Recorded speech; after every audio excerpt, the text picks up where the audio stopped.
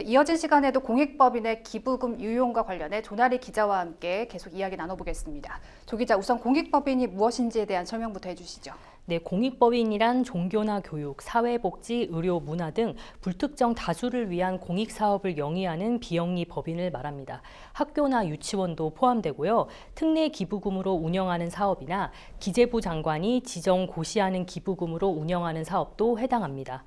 공익법인은 각종 세제 혜택을 받고 있는데요. 이는 기부문화 활성화는 물론 공익법인의 자산이 제도의 취지대로 쓰일 수 있도록 유도하기 위함입니다. 네.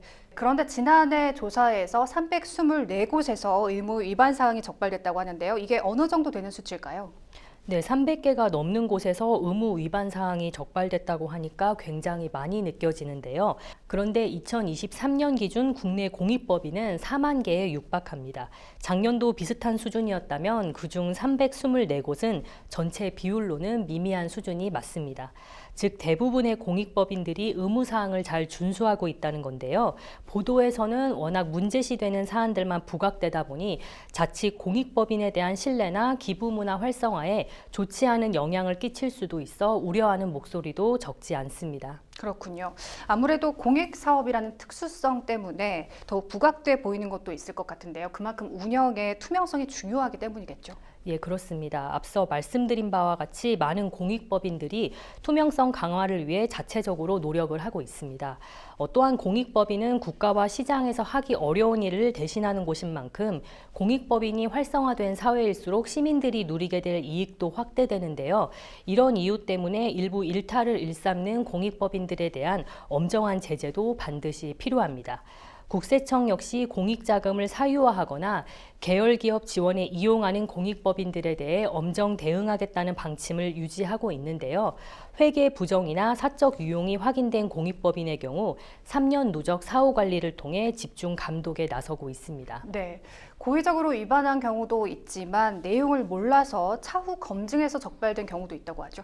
네, 맞습니다. 공익법인은 세제 혜택이 주어진 만큼 일정한 의무도 있는데요. 저 역시 이번에 취재를 하면서 자세히 알게 됐는데 지켜야 할 사항이 적지 않습니다. 이번에 국세청에서 발표한 사안들도 잘 몰라서 관련 조치를 못했다가 적발된 경우도 있을 것으로 보입니다.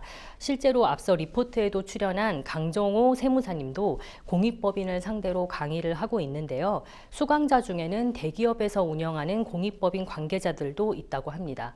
대기업은 아무래도 영세한 법인들과 달리 세법 업무를 관리하는 담당자들을 별도로 두는 경우가 많을 텐데요. 그럼에도 수강자가 있는 것을 보면 여전히 공익법인 운영에 대한 홍보가 부족한 것 아닌가 하는 생각도 듭니다. 네, 구체적으로 어떤 의무사항이 있을까요? 네, 간단히 설명을 드리면 우선 공익법인은 세법상 여러 의무사항이 있는데요. 대표적으로 출연재산의 공익목적 사용이 있습니다. 보통 출연재산이라 함은 현금과 부동산, 주식 등으로 나뉘는데 각각 적용되는 세법과 운영 방식이 다릅니다. 아울러 재산 출연자 및 출연자의 특수관계인은 임직원 취임이 제한되고 공익법인의 재산을 무상 또는 저가로 사용 수익할 수 없습니다. 특히 특수관계인의 이사 또는 임직원 취임 제한의 경우 의무 위반 사례로 많이 적발되는 사안 중 하나입니다. 아울러 정기적으로 제출할 보고서 외에도 사업연도 기간 동안 수혜받은 금액에 따라 신고나 관련 서류를 제출해야 할 의무도 있습니다. 네, 이런 것들을 다 감시하기에는 국세청의 인력 부족 문제도 있다고 하죠. 네, 지난해 10월 김영환 민주당 의원실이 공개한 자료에 따르면 현재 국세청에서 공익법인 관리를 담당하는 인원은 79명에 불과한데요. 앞서 언급했듯이 2023년 말 기준 국내 공익법인 수는 4만 개에 달합니다. 산술적으로 국세청 담당자 1명이 500개 이상 법인을 관리하는 셈인데요. 김영환 의원실은 출연재산 1,000억 원 이상 재벌계 공익재단을 점검한 결과 일부 공익법인들이 공시 내역을 허위 졸속으로 제출한 것을 발견했는데요. 구체적으로 결산 서류와 실제 지출 내역이 일치하지 않거나 채권 출연금을 수익사업이 아닌 공익목적 사용금액으로 처리하는 등의 오류를 발견했다고 합니다. 일부 재벌 대기업의 경우 공익법인을 탈세 수단으로 악용하는 사례도 있는 만큼 관리 감독 인력을 강화해야 한다는 지적도 나오고 있습니다. 네, 실제로 공익법인은 기부금 유용 외에 경제계에서도 관심이 많은 사안이죠. 네, 그렇습니다. 지난해 기준 국내 30대 그룹 소속 공익법인은 40여 개인데요.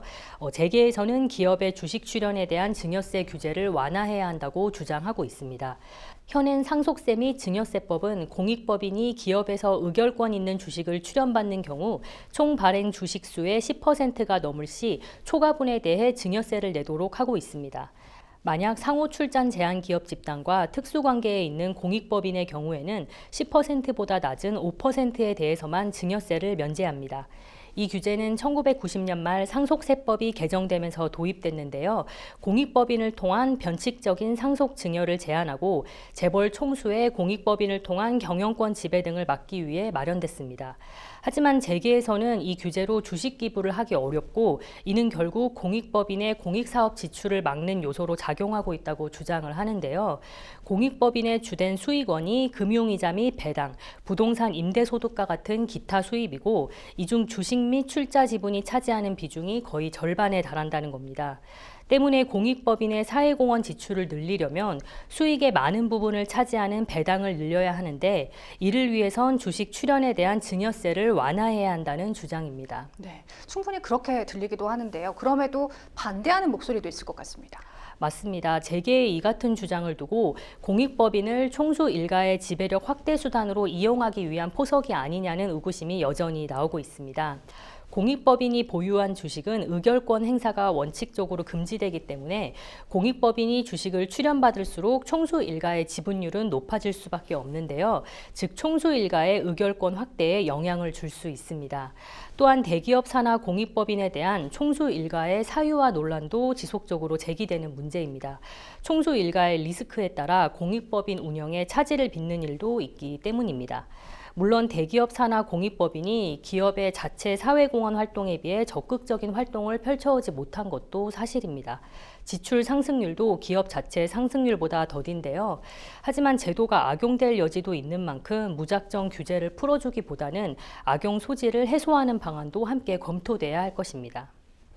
네, 사회 전반의 투명성과 공정성에 대한 요구가 높아지고 있는 만큼 공익법인에 대한 관리 감독도 강화되고 있는데요.